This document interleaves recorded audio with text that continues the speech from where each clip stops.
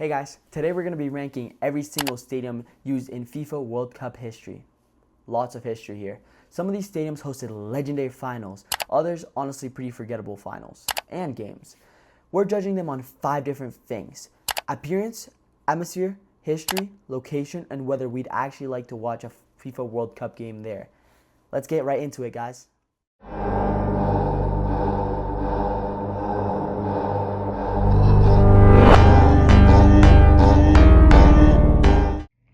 Coming in at number 1 is the legendary Maracanã in Rio de Janeiro, Brazil.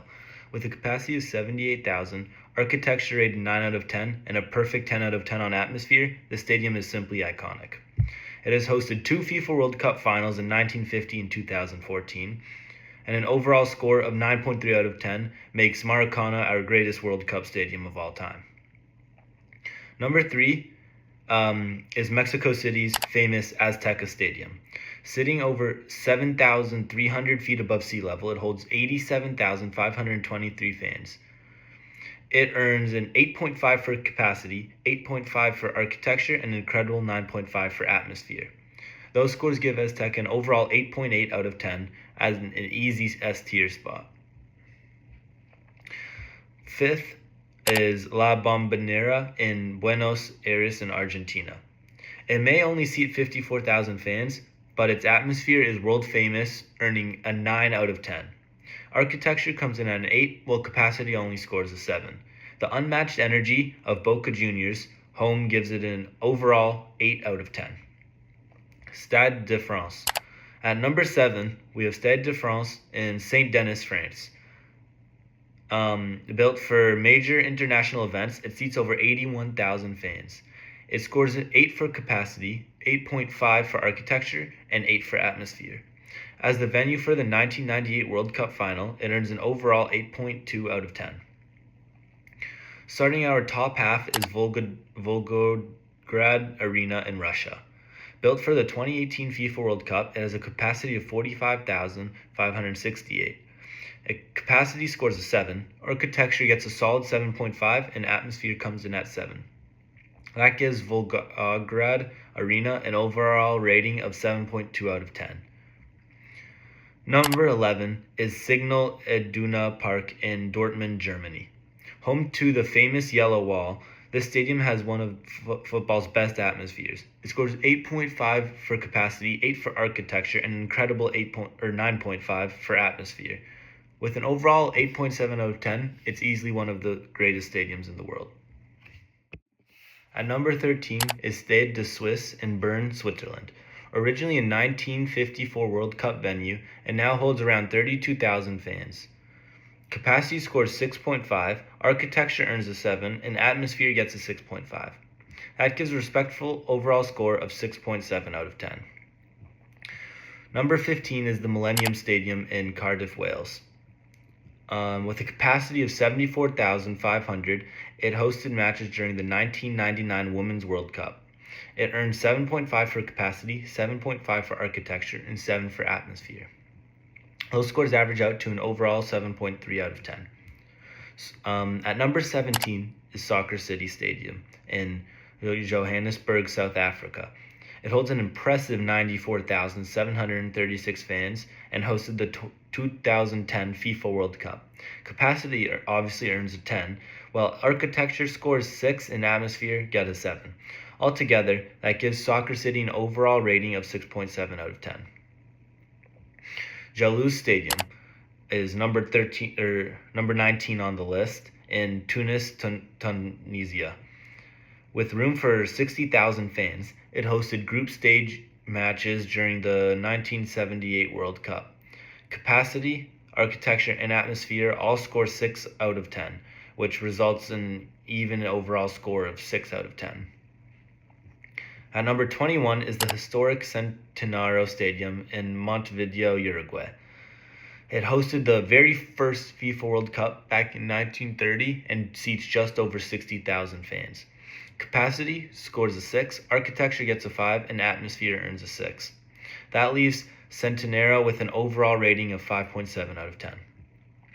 Finally, at number 23 is the National Stadium in Doha, Qatar. This 40,000 seat Stadium hosted group stage matches during the 2022 FIFA World Cup. It scores 7 for architecture, but both capacity and atmosphere come in at 5. Those numbers give it an overall score of 5.7 out of 10. So let's get straight into the rankings. So first of all, I would have to say Wembley, London, England, an S-tier stadium. This stadium has 90,000 people capacity, and it's been the iconic home of English football for as long as we can remember. I would give it a 9 out of 10 for capacity, holds around 90,000 people, a 9.5 out of 10 for architecture, the big ring around it, it's just beautiful, and then a 9 out of 10 for atmosphere. English fans just are top of the line, top. That would be around a 9.2 out of 10, being my first S-tier stadium. Secondly, I would have to talk about the Allianz Arena with 75,000 people capacity in Munich, Germany. One of the most beautiful stadiums with the glow around the stadium, Bayern Munich home field, just beautiful LED display. This is an A-tier stadium for me. That's because it's a 8 out of 10 for capacity, a little lower than Wembley, sitting at 75,000. A 9.5 out of 10 for architecture, that beautiful LED lights around, and an 8.5 out of 10 for atmosphere. Not the best, but still pretty high in Bayern Munich. This would be around an 8.7 out of 10, making it my first A-tier stadium of the day. Next, I'll have to talk about the Lusail Stadium. Oh, Lusail Stadium, Qatar, man. This stadium has a lot of memories for me, especially when Argentina beat France. That was a very painful day, the day that Kylian Mbappe almost tried to defy the script, really beat FIFA. This stadium is an A tier for me. It's huge, with around 70,000 people capacity and 8.5 in capacity for me. Architecture would be at a 9 out of 10. Pretty beautiful stadium. Looks gold on the outside, resembling the final. Pretty nice. The atmosphere, though, that's a 7 out of 10. Qatar, there's not that much football culture there, leaving it down. So that would be my second A-tier stadium, sitting at about 8.1 out of 10. Now, we'll talk about the Borg El Arab Stadium in Egypt. A beautiful stadium in Egypt's top-of-the-line stadium for football. This would be a B tier though for me, because it's not that much people, around 70,000 as well, leaving it at a 8 out of 10 for capacity. But the architecture, 7.5, nothing crazy, but still pretty nice for Egypt. And then 7 out of 10 for atmosphere. Not that much fans of Egypt follow football, not the biggest country for football. Therefore, it's my first B tier stadium, sitting at a 7.5 out of 10. Now we're going to talk about Estadio Nacional in Chile. This stadium holds around 49,000 people, and it is the 1962 World Cup host venue. One of the most iconic World Cups. Really just a beautiful stadium. Now for capacity, I will have to leave it at a 6 out of 10. Doesn't hold that insane amount of people, only 50,000, so it lacks there a lot. Now for architecture, 7.5. It's a beautiful but old stadium. For atmosphere, another 7.5. Pretty good atmosphere, but nothing insane. That's now my second B tier stadium, sitting at a 7.3 out of 10. Next, I'll talk about the Stade Louis II in Monaco. A beautiful stadium, host of the 1998 World Cup, that only holds around 18,000 people. A very small stadium, but very iconic as well, sitting in Monaco, one of the most beautiful cities in the world. For capacity, it's definitely low. It's going to be at about 4 out of 10. For architecture, it's an 8 out of 10. It's pure beautiful, near the water. Just a beautiful stadium. And then for atmosphere, 8.5. The Monaco fans, they get real. Pretty good stadium. That's now my third B tier stadium, sitting at a 6.5 out of 10. Now, this next one, it really hits close to heart. The Stadio Olimpico in Rome, Italy. I've personally been to the stadium. It's beautiful overall. It holds around 72,000 people, and it's part of the Italy World Cup host. Now, this stadium for me is a 7 out of 10 in capacity.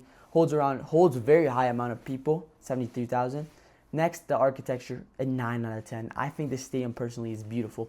The ring around covering everyone, just beautiful stadium. And atmosphere, a 7 out of 10. This stadium, Italian fans, they get crazy, but there's bigger. 7.2 out of 10, making my 4th B tier stadium. Let's get to the next. Now, let's talk about the Lusinki Stadium in Russia. This is part of the 2018 World Cup host that Russia made. It holds around 81,000 people, and it was home to a very good final between France and Croatia, where France and Kylian Mbappe got his first World Cup. Just beautiful overall. Capacity would have to be at a 9 out of 10. 81,000, just a huge stadium overall. Architecture, lacking, 7 out of 10. Nothing crazy, just a normal stadium. Now, atmosphere, also 7 out of 10. Football is just not the biggest in Russia, to be honest. Now, that would be my 5th B-tier stadium, setting at a 7.0. Pretty good stadium, but nothing crazy. Next, we have the Rain Park Stadium in Germany, part of the 2006 World Cup. That was a great World Cup. It holds around 54,000 people, meaning it's around a 5 out of 10 for capacity. Nothing crazy, but nothing bad. Architecture, now that's at an 8 out of 10. It's beautiful, it's columns, it's just very nice stadium overall.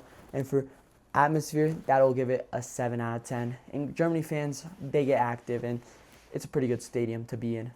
This would be my first C-tier stadium, setting at a 6.0. Next, we will talk about the Sapporo Dome, part of the 2002 World Cup between Japan and South Korea. This stadium, for me, is a C-tier. I would rank it at a 4 out of 10 for capacity, sitting with 41,000 people. 7 out of 10 for architecture. It's beautiful silver dome, pretty nice. And for atmosphere, very low, 5 out of 10. Football is not the biggest, and Japanese fans just don't really care that much. That's now a 5.7 out of 10. Finally, the last stadium, this World Cup stadium, the Giants Stadium in New York, New Jersey. A beautiful stadium, huge, 80,000 people, part of the 2026 World Cup. For capacity, I would have to give it an 8 out of 10. It's huge. For architecture, a 4 out of 10. It's just nothing special. For atmosphere, 4 out of 10. Football in the US? Really? That's just a joke. That's going to be my first D-tier stadium, guys. Setting at a 4.0. That's just crazy. Well, that's all for me. That's my ranking. And I'll leave it off to Ethan. But it was great talking to y'all. Great video. Great rankings. See y'all. Now that we've briefly gone over every stadium, we're going to put them in their designated ranking on the tier list, starting at S tier. On S tier, we're putting on Maracana, Wembley, and Azteca stadiums. For A tier, we're going to put Allianz Arena, La Bombonera, Lusail Stadium, Stade de France, Signal Iduna Park, and that's all for A tier.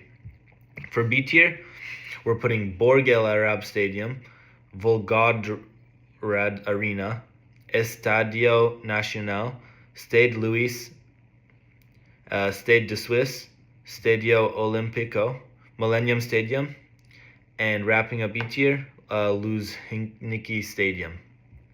Now for C tier, we're having Sapporo Dome, Soccer City Stadium, Jaloes Stadium, Rhine Park Stadium, Centenario Stadium, Sapporo Dome, National Stadium. And then in D tier, we have Giant Stadium. That's the only stadium in D tier.